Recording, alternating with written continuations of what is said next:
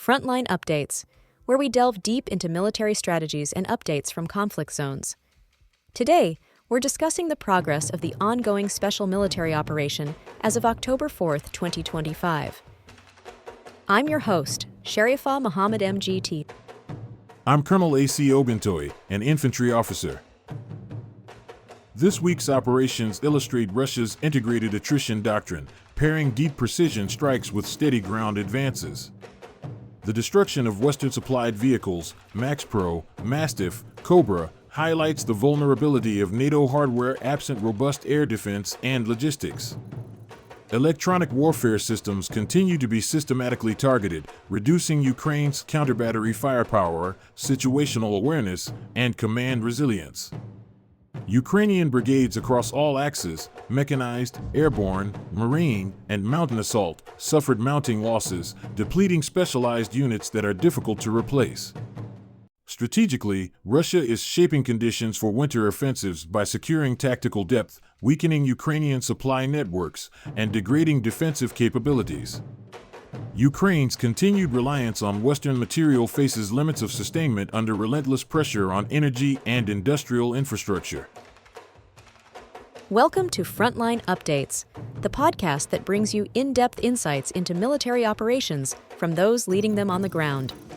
Today, we're joined by Colonel A.C. Oguntoye, an infantry officer monitoring critical missions on the progress of the special military operation as of today. Colonel Oguntoye, thank you for being with us. Thank you. It's good to be here. Colonel Oguntoye, let's begin with the big picture. What characterized the last 24 hours of operations? The last day's operations were defined by continuity and consolidation. Russian forces sustained momentum through a blend of precision deep strikes and localized tactical advances. On the one hand, aviation, artillery, and drone assets were employed against Ukraine's energy facilities, UAV launch preparation sites, and troop concentration areas. On the other, ground units across all 6 groupings pressed forward incrementally, either occupying advantageous lines or inflicting attritional losses on Ukrainian brigades. What's important here is the balance. Tactical gains on the front line are being matched with systemic degradation of Ukraine's ability to wage war in depth. Every destroyed ammunition depot, radar system, or EW station multiplies the effect of casualties suffered on the line. This is the essence of Russia's attritional doctrine, simultaneously bleeding and dislocating the adversary. Let's drill down to the north in Sumy and Kharkiv. What are the key developments there? The North Group struck at mechanized and airborne assault formations in Sumy, as well as mechanized and territorial defense units around Volchansk and Chuganovka in Kharkiv. The Ukrainians lost more than 200 personnel, along with artillery and vehicles. Crucially, a US-made and /TPQ-50 counterbattery radar was destroyed. That radar loss is significant. Counterbattery radars are the backbone of Ukraine's defensive artillery capability. They allow near-instant targeting of Russian gun lines. By eliminating this system, we have not only neutralized hardware but also blunted Ukraine's ability to respond rapidly to Russian artillery fire. In a sector like Kharkiv, where artillery exchanges often dictate momentum, this creates tactical breathing room. Turning to the west, where operations spanned Kupiansk to Yampol, how did those actions unfold? The West Group advanced into more favorable positions across Kupiansk and Yampol, striking Ukrainian tank, mechanized, and assault brigades. Losses included over 220 personnel and a suite of NATO-provided armored vehicles, the American MaxPro, the British Mastiff, and the Turkish Cobra. The destruction of these foreign vehicles illustrates a pattern. While Western hardware has enhanced Ukraine's defensive strength, it remains vulnerable in combined arms environments where artillery, drones, and maneuver are coordinated. By targeting both the crews and their supply infrastructure, Russian forces are not simply destroying vehicles, they are degrading the confidence of units trained to rely on them. The south, particularly in Donetsk, saw multiple brigades engaged. What can you tell us? Here, Russian forces improved tactical positions around Seversk, Konstantinovka, and nearby settlements. The Ukrainian side suffered around 230 casualties and lost depots supplying fuel and ammunition. What makes the southern engagements notable is the density of specialized Ukrainian units involved, airmobile, mountain assault, and National Guard formations. These are not conscripts, they are better trained, sometimes Western-equipped troops.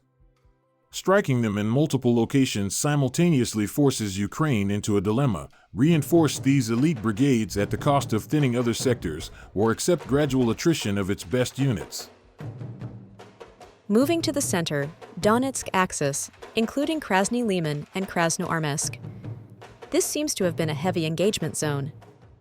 Yes, the center front recorded the highest casualties of the day, with more than 450 Ukrainian servicemen lost. Russian troops engaged a wide mix of brigades: mechanized, ranger, marine, airborne assault, and National Guard. 2 tanks and 2 armored vehicles were destroyed, along with artillery and an EW station. The importance of this sector lies in its depth. Central Donetsk is a junction point for Ukrainian logistics and reserve deployments. By steadily pressing here, Russian forces are not just killing soldiers, they are unbalancing Ukraine's force distribution, compelling Kyiv to commit reserves that may no longer exist in sufficient strength.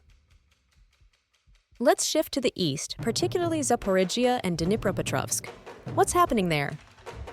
The East Group advanced into Ukrainian defensive depth near Orestopol and Poltavka.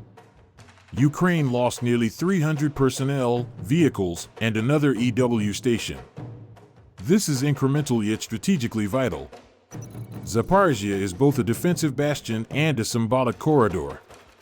Each push into Ukrainian lines forces Kyiv to commit units that might otherwise be rotated or rebuilt.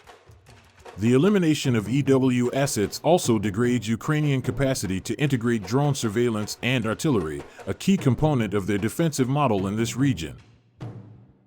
Finally, the Dnipro front, the riverine axis. How are operations developing there? On the Dnipro axis, Russian forces engaged mountain assault and coastal defense brigades in Zaporizhia and Kherson. While casualties were lighter compared to other sectors, around 55, the destruction of 5 electronic warfare stations here is decisive. Why? Why? Because this sector depends on EW to coordinate across the river boundary. Without those nodes, Ukraine's ability to synchronize artillery, drones, and infantry across the Dnipro is severely curtailed. This not only makes defense weaker but also increases the risk of piecemeal collapse should Russia decide to exploit across the river. Before we conclude, how effective were Russian air defenses this cycle? Air defense again proved decisive. Systems intercepted 5 glide bombs, a HIMARS rocket, and over 300 UAVs.